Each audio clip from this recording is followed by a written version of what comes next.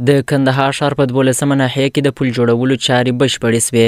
مسؤلین وایي د کندهار ښاروالۍ رهبري د ښار د پرمختګ، ښاري اسانتیاو رامنځته کولو او د خلکو د ورځني ژوند د اسانتیاو لپاره د پلونو، پلچکونو او معبرونو د جوړولو پراخ بهیر پر مخ وړي. کندهار ښاروالۍ د خپلو پراخو او پرلپسې انکشافي فعالیتونو په لړ کې د ښار په بېلابېلو ناحیو کې د پلونو او پلچکونو د جوړولو چارې پیل کړي دي. د کندهار ښاروالۍ ویان سیف الله عاصم وایي د همدې لړۍ یوه مهمه لاسته راوړنه د 12مې ناحیې اړوند د پل رغولو پروژه وه چې په اساسي او معیاري ډول بشپړه او د خلکو د تګ راتګ لپاره ګټه اخیستنې ته وسپارل سوه.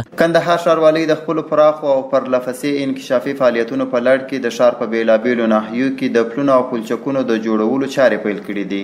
د همدې لړۍ یوه مهمه لاسته راوړنه په 12مه ناحیه کې د یو پل رغولو پروژه وه چې په اساسي او معیاري شکل بشپړه او د خلکو لپاره د تګ راتګ لپاره ګټه اخیستنې ته وسپارل سوه.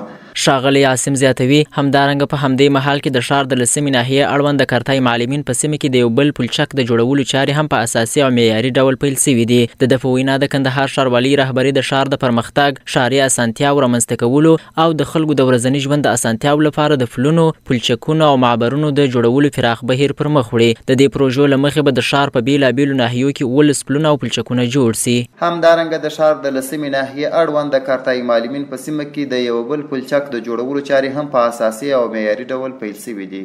د کندهار ښاروالۍ رهبري د ښاري پرمختګ، ښاري اسانتیاو رامنځته کولو او د خلکو د ورځني ژوند د اسانتیا لپاره د پلونو، پلچکونو او معبرونو د جوړولو پراخ بهیر پر مخ وړي.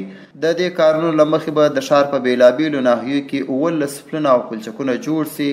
د یادونې وړ ده چې یاد پلونه او پلچکونه به نه یوازې د خلکو د تګ راتګ اسانتیا زیاته کړي، بلکې د ښاري ټرافیک د تنظیم او منظم بهیر په رامنځته کولو کې به هم مهم رول ولري.